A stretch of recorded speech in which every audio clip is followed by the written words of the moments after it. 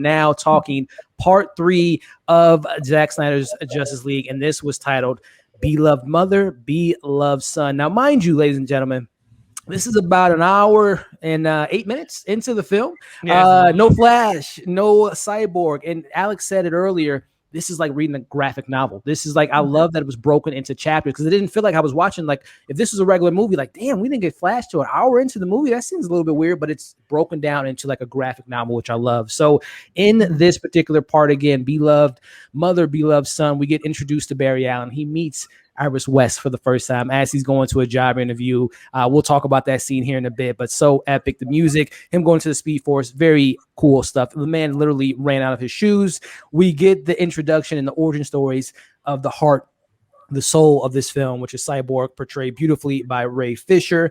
We see his football career. We see him helping out people. We see the accident happen, how important his mom was to him, how Vic Stone wasn't there physically for his son. He wasn't there emotionally for his son, unlike Barry Allen's dad, who was there for his son, who wasn't there physically, but he was there emotionally for his son as he's in prison for being accused of killing Barry Allen's mom. We see what Cyborg is capable of, his powers. He is an absolute master. And with this powers at the palm of his hands, he can do anything with this. But he chooses to help a woman who's not able to pay her rent, is not getting paid a good amount of money to support her family. That's what Cyborg does with his ability, showing you his true hero's journey with this character.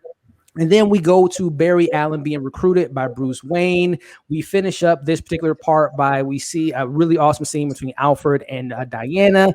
We get the subplot with Silas Stone creating the beam to make, later on with the Mother Box being the hottest thing on the planet. We meet Commissioner Gordon. We get the final wrap up with this part with Steppenwolf versus Mera versus Aquaman as he gets his second Mother Box.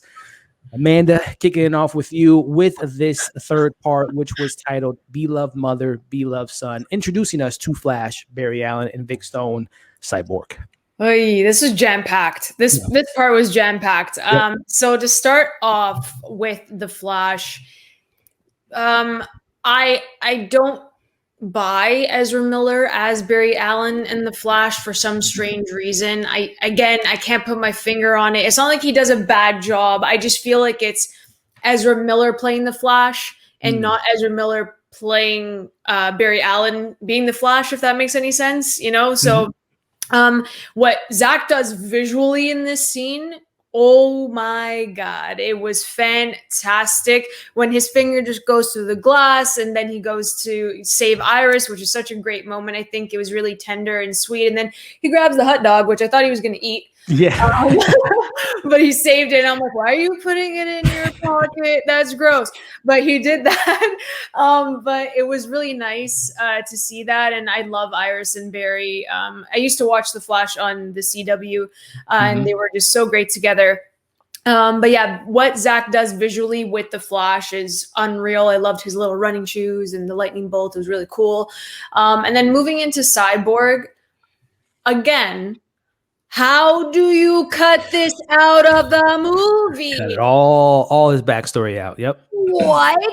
Like, are you nuts? This is what made everyone fall in love with Victor. We didn't really know, like honestly, it felt like no one really knew who he was at all. Like, he didn't even have an identity in Justice League, to be perfectly honest.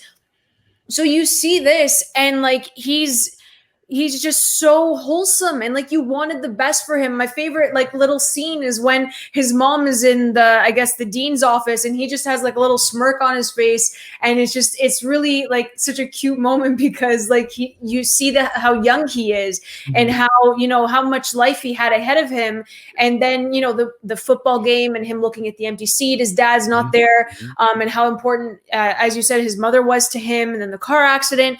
So what DC does best, I don't care what anyone says, the connection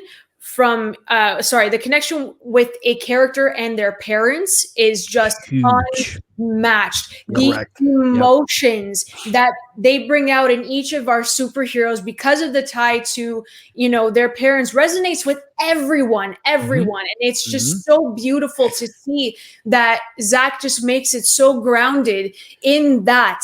So That is why Cyborg literally is the heart and soul of this movie. He is the glue. Without him, you know what? I had trouble understanding the mother boxes and the whole thing as a concept. But then watching this, Zach didn't over-explain it. It was literally, I understood everything perfectly because of Cyborg. He was just amazing in this. And kudos to Ray Fisher. Dude, I am so happy that you got your movie. Yep. I am so happy that you got your movie because he was fantastic. He had chemistry with everyone, especially with Barry. And by the end of it, I'm like, obviously Cyborg should be in the Flash film. Like, what? Like, you set it up perfectly. Like, what are you doing not having it? We know why, which is BS. But anyways, I'm still peeved. But then we go into the Flash scene with Batman. It's like still my favorite scene. It's still my favorite scene. Doesn't explain why you're in my, cave in my second favorite chair. It's just so funny. And they had great chemistry too. And then what I loved was that they actually showed the damn car because that was custom made. That was custom made. The car that Bruce gets into, that was custom made for the film. They never used it in Justice League. They didn't show all the little gadgets and everything. Yep. And then the line, I'm rich. Like, I'm rich. That's my superpowers. I lost it. I say it every time with him, like, yes, you are, and you're amazing. And then the important thing of that scene, I don't know if anyone like caught it, but when when they're driving into the highway, they have the billboard, "You are not alone, AFSP." And I actually like paused it for a minute, and I'm like, damn, that is how personal Zack Snyder's Justice League is, and it's beautiful.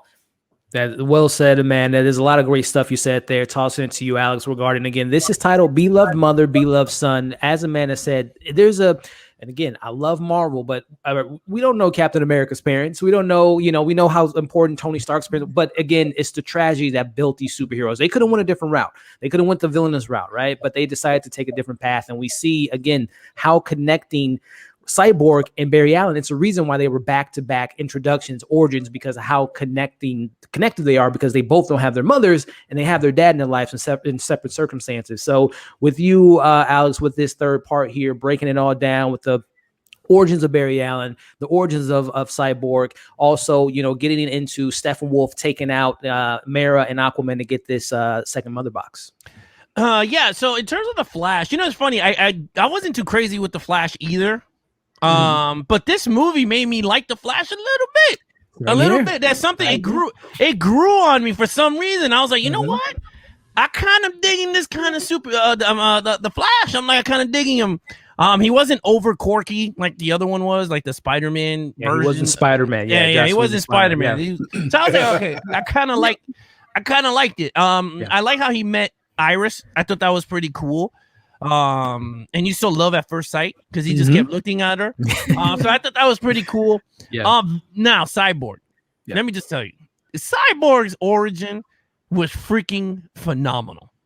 I know I always have like problems when they do or everyone has to have an origin in a movie, but this one felt right because it was like the tone of every superhero in this movie had the same tone. Batman lost his parents. Barry lost his dad. Technically, he didn't die, but he did lose him because he's in prison. So he doesn't. Right. And then, Cyborg loses his dad throughout you're going to see. And then Aquaman, his mom supposedly dead. Yep. So, and then, Diana lost Stephen Trevor. So everyone lost somebody. And that's the reason, you feel for him. And I was like, yo, this is pretty deep. And it's like a drama. It's not like a superhero, but it just switches its tone to a drama because you're like, wow. And then they have that mother-son connection because you see it everywhere. ESPN, when they were like, oh, my mom was in the stand when they will become rich and famous. They talk about it. My mom was always with me on the road. And you saw it there. The father's never on the picture. Why? Because he's a scientist doing crap. And then he starts to cry in the car, and I felt bad. He was like, you always got to cover for him. And then bam. And I was like, oh. But then you did see that his dad really loved him. He saved him. He's like, I'm not going to let you die, son. I'm not going to let you die. And now in terms of the fight with Mera, I thought it was okay. It wasn't as spectacular fight. It was just one of those, just get the mother box and let's just keep on going. That's how I felt. I was just like, all right, let's keep going. And Atlanteans are not as badass as Amazonians too. Atlanteans in this film are so weak to me.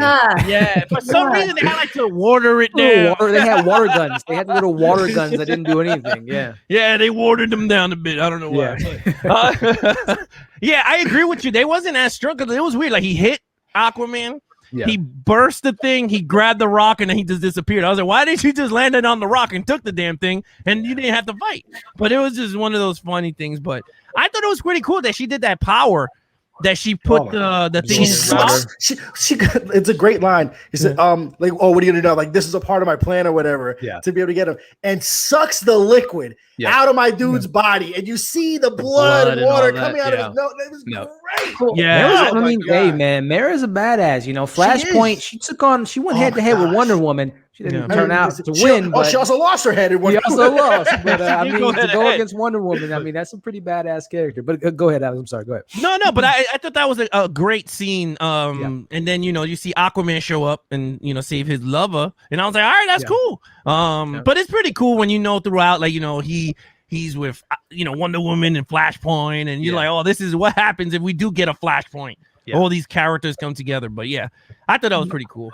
And also too, like I said, we did get J.K. Simmons. He makes his, we get him on the rooftop, but he does make his little entrance of like he has the messages, and he's like, my mom said I should have been this little comedy that we get with Commissioner Gordon by the incredible J.K. I thought he was, as Commissioner Gordon, I thought he was good. Yeah. But I still like Gary Oldman for some reason. There's just something about Gary Oldman. We unfortunately, we didn't get much time with J.K. Simmons. Hopefully, we get more with Jeffrey Wright, obviously with Matt Reeves. But this tossing it to you, Kolby, man, this third part, again, the importance of the parents, the importance of how these superheroes have all lost something, like Alex said, but they're able to come together to fight together because they're not alone.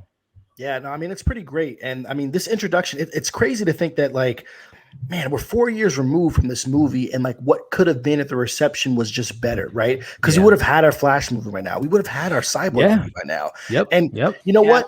While my Barry Allen, I only know from the animated, from Justice League Unlimited, right? So it's a little bit different. And also, I've watched every, of the DC, animated features that have come out. It was crazy. I was inside of a clubhouse room, and Sam Liu had popped in the room last night, and I almost lost my mind. I said, "Oh, snap!" Like, this guy has directed so many great, DC animated movies, and it's like the potential's always there. But being able to see this in live action is something completely different. And is there similarities between what we get inside of this Flash sequence that we do get with Quicksilver? Absolutely. But what makes it special is that there's a little bit of light and levity that's brought to this, right? Similarly, him being able to, like, he's operating at such a speed where he's conscious of who he needs to save, but at the same time, I need to create this excuse when I end up getting back at my job interview. Oh, and there's dogs. This hot dog is going to come in handy. Smart. I get that. I'm fine with this Barry being a little bit lighthearted. Some people say that he's more like Wally West. Like, that's fine. Like, typically I'm used to Barry Allen being a little bit old, like in his early to mid 30s. This guy's obviously in his, early to mid 20s, right? Yeah. And it's absolutely fine. Thank God for Kiersey Clemens. She's just beautiful as Iris Allen. Like, she is, and I'm so glad Andy Muschietti will be bringing her back next year. It's gonna be great. I'm glad that she's there. Shout out to Pocket Dogs. That's awesome. The fact that we have parademons doing stuff, the fact that like they are true scouts, they're rising from the water with these Atlanteans. That was so dope. Like, it was so dope because I'm like, that's exactly what they are. They're not like these little flying like roaches or whatever. Like these are like drones, and they're giving something to be able to do, and it just further adds to the menace that is stepping with. Like, he's not just here like doing like, oh, it's my scene now, I'm bad. Like, that's kind of how it came across in 2017. Here it's like this man has a plan. It's not like he just knows he literally has to find these mother boxes, and he's abducting all of these different people to find out where they are. While they can't tell it, there's a scent that the mother box has on it, and the way that he slings that Atlantean warrior across. Now, granted, I like the fact that only certain Atlanteans can be able to breathe on water. Like, that's the biggest differences that we have between that and what happens with James Wan's Atlantis. But like, just being able to see, we're back with Lois at her apartment, something pretty amazing. Like, I'm pretty sure is it here that she opens up the drawer in this part? It's in a couple more parts. It's in a couple more. I'll save it. I'll save it, man. But we got like Bruce and Diana, and I love the fact that we're like there's these little seeds that are planted that if we do Flashpoint, she said, I'm not sure we can trust Atlanteans. Right? About the war that could be coming inside of the Flashpoint paradox between the Amazon and Atlantean war. And then I mean, this Cyborg film it's magnificent. I mean, he essentially is a god.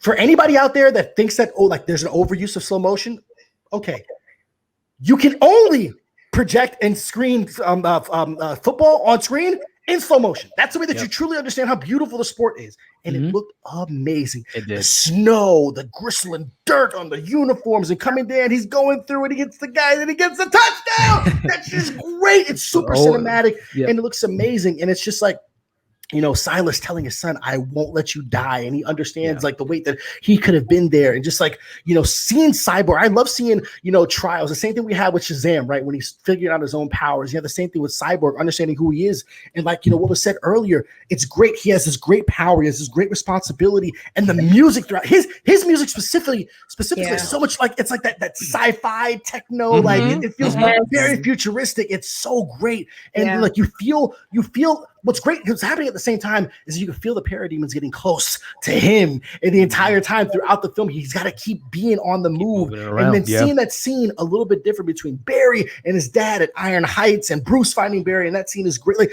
there's just so much stuff. Like, you know, oh my gosh, there's so much that's like jam-packed inside of this, like inside of this part. Like it's and this might be one of my favorite parts. This might be one of my top tier favorite parts. While I'm not super in love with the Aquaman stuff, and it's only because of the narrative inconsistencies, like I'm fine with it. I love seeing, you know, the water magic that Mira has and stuff like that, and seeing that particular fight sequence. But I like seeing more of Steppenwolf just being a badass, and like, you know, the way that he's moving it really, really is great. Yeah. So it's a great part. This is and a couple things you said there too, Kolby, regarding we saw Cyborg have his first flight. We saw that with Superman and his film, and how the smile on his face, that was a really good moment. And the way I took Cyborg and Flash's story is very similar to how I felt about Civil War, introducing us to Black Panther for the first time, introducing us to Peter Parker in regards to, we get a little bit of their origins. And during this time period, we do got to remember in 2017 when this came out, this was Rick Famuyiwa. He was supposed to take the baton from this Flash, and you know, Kelsey Clemens, you know, she's from Dope. They had that communication there, and that's why he kind of, you know, that was a great casting there. So there was going to be a continuation of like, we're going to give you a little bit of origins here, but we're going to get their solo film. And again, I think what Cyborg was supposed to represent was a Black Panther T'Challa type of film, where we were going to probably learn more about him in his solo film, which, you know, unfortunately doesn't look like we're going to happen, but hey, we never thought the Snyder Cut was going to happen. So you never know what, you know, I know he doesn't want to work with Walter Hamada, but you know, we'll see what the future holds for Cyborg and Ray Fisher. Cause I think there's a lot of potentiality and a lot of great stuff he can do in that role. But this was one of my favorite parts is again, Barry Allen, Cyborg, their importance of their mothers, their connection that they have. It was a really awesome part that we got there, wrapping up with Steppenwolf. Yeah. Wasn't it like a Superman Man of Steel when Russell Crowe is talking and you see him, the doors open and he's about to take the first flight? It was the same thing. His father, you hear his father take voiceover. Great call. Yeah, you could do whatever you want to do, and you're more powerful than whatever. And then you see him like, you know, I mean, the only thing my nitpicking is that he just gave that lady $100,000. He could give her $1 million. It was $100,000. Yeah, it was. I was like, wait a minute, bro. You don't want $1 million? He's being responsible. Yeah, he didn't want the FBI to come in, IRS to come in. Yeah, be like, wait a minute. You know, Commissioner Gordon coming in there, or Batman coming in there, being like, what the hell was going on here? But no, it is pretty funny. But again, it goes to show you he has all this power to his disposal. He decides to help this, you know, one lady that's struggling. This kind of speaks again to the hero's journey. But on to